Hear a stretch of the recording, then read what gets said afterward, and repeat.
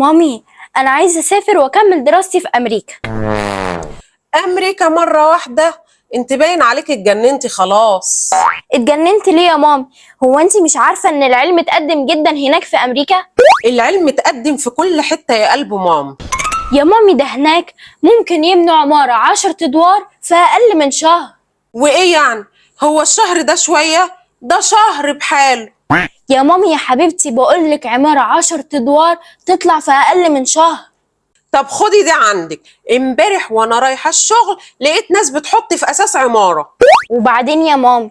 وانا راجعة لقيت العمارة واقفة 20 دور. يا خبر اسود، 20 دور في كام ساعة؟ ومش كده وبس، ايه تاني يا مامي؟ لقيت صاحب العمارة بيرمي للسكان عفشهم من الشبابيك. هي العمارة لحقت تسكن كمان؟ ما سألتنيش هو ليه كان بيرمي عفش السكان؟ ليه يا مامي؟ علشان اتأخروا في دفع الإيجار 6 شهور. يبقى تفتكري بقى العلم اتقدم فين أكتر، هنا ولا في أمريكا؟ لا يا مامي، هنا طبعا.